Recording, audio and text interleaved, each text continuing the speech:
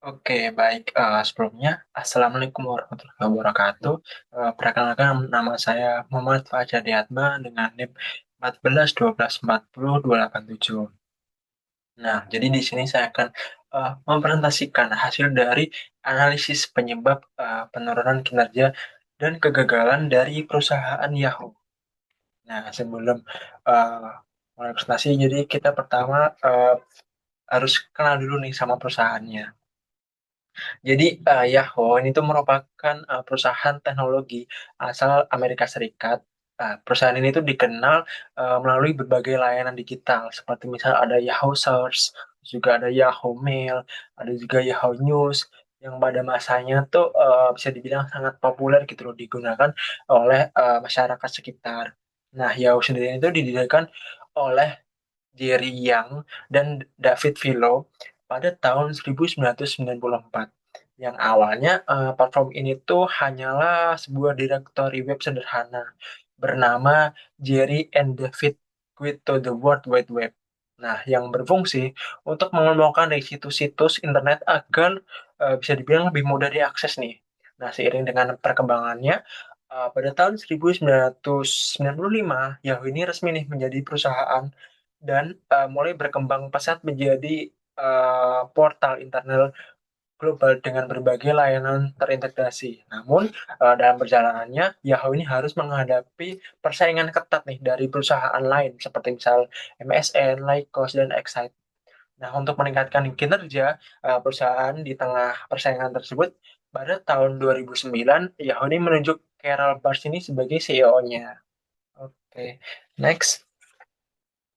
Selanjutnya, untuk analisis lingkungan internal dari Yahoo sendiri, itu dianalisis menggunakan SWOT dan FRIO untuk melihat kekuatan dan kelemahannya.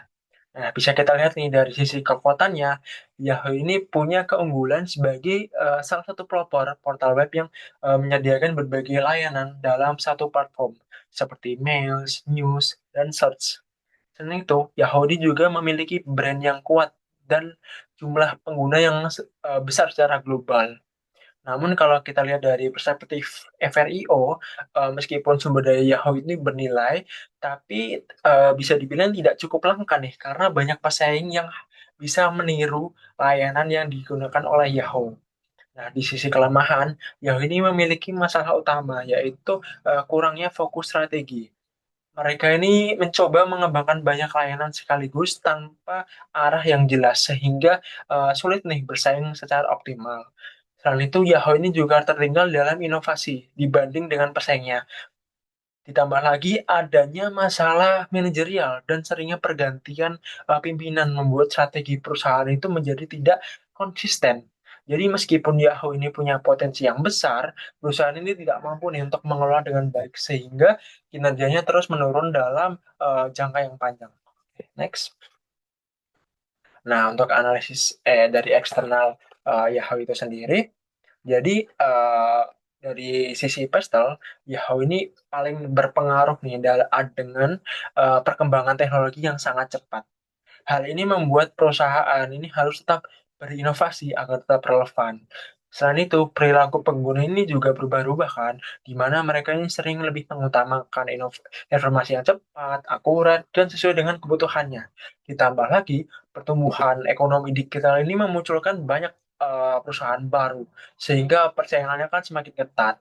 Kemudian kalau kita lihat dari sisi persaingan industri atau workforce, ya ini menghadapi tekanan yang sangat kuat nih, terutama dari salah satu perusahaan dari Google yang unggul dalam teknologi pencarian, serta Microsoft dengan layanan yang seperti MSN. Dan tingkat persaingan yang tinggi, ini tuh membuat profit dari perusahaan semakin tertekan nih, sesuai dengan teori Michael A. Porter. Nah, selain itu, kompetitornya langsung ini juga menghadapi ancaman nih dari media sosial, seperti misalnya ada Facebook, Twitter. Platform ini tuh mengubah cara orang untuk mengakses informasi dari portal web menjadi media sosial, sehingga jumlah pengguna Yahoo itu semakin menurun.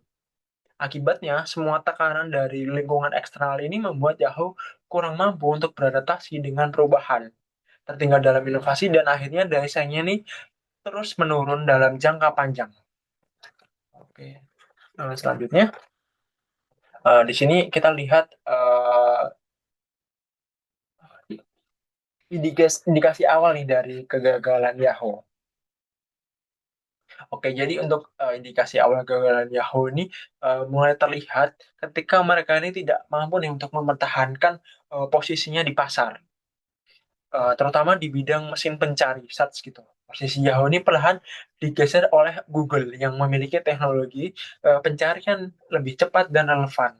Selain itu, Yahoo ini juga terlambat dalam mengembangkan teknologi dan bahkan sangat bergantung pada pihak lain. Kemudian, Yahoo ini juga melakukan beberapa kesalahan besar dalam pengambilan keputusan. Misalnya kayak tidak jadi mengakuisisi Google dan Facebook di awal perkembangan mereka. Padahal kan itu tuh bisa dibilang peluang besar nih yang bisa memperkuat posisi Yahoo di industrinya.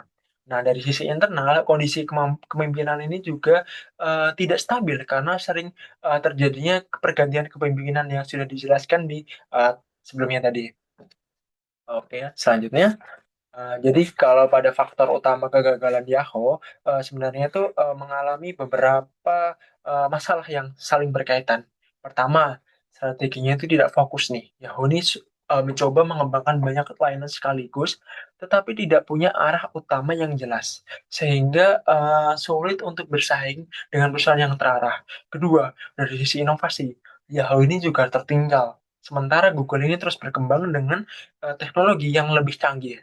Yahoo justru eh, kurang beradaptasi, seperti yang dijelaskan oleh David, bahwa inovasi itu sangat penting untuk mempertahankan daya saing.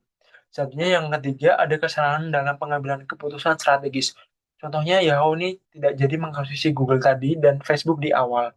Yang keempat, manajemen tidak stabil nih karena sering terjadi yang namanya pergantian pimpinan. Hal ini tuh membuat perusahaan jadi tidak konsisten nih dan sulit dijalankan dengan maksimal.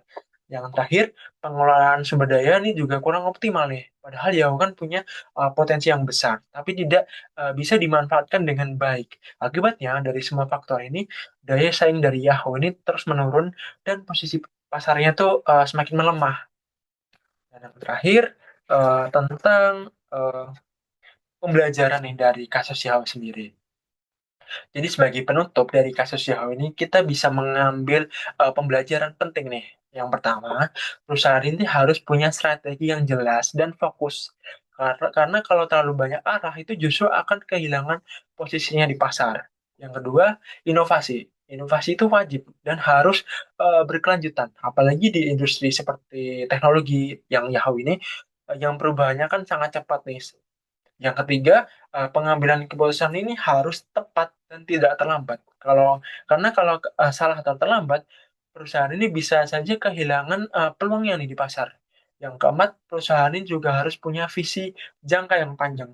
Jadi tidak hanya fokus pada keuntungannya saja, tetapi juga keberlanjutannya di masa depan.